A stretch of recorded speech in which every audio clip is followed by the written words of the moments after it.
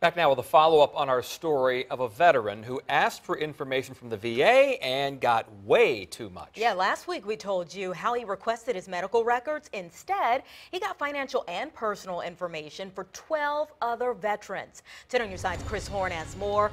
What's the VA doing about this to keep this kind of privacy violation from happening again, Chris? Well, Nita, this breakdown has prompted the VA to do an internal investigation and change the way it handles veterans' vital information.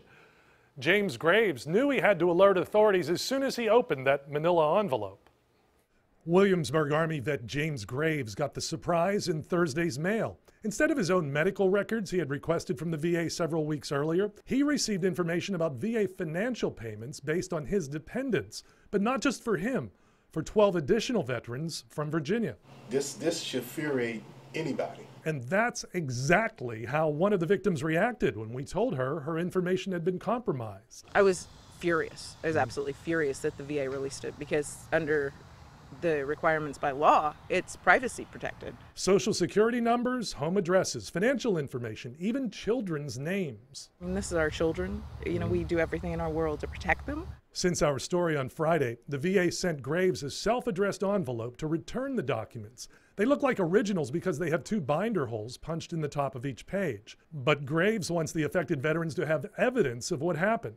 So in addition to returning the originals to the VA, he's sending copies to each of them by certified mail. And here's what the VA is doing about it.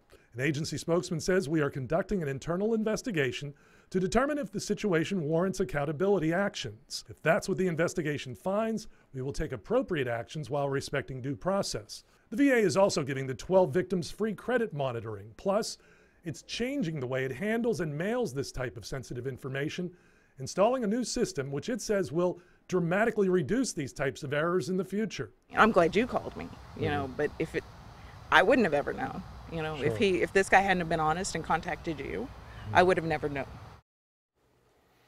That woman and all 12 of these veterans were lucky their documents landed in the hands of James Graves.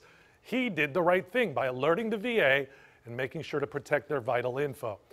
An identity thief could have, and probably would have, done far worse. Chris Horn, 10 on your side.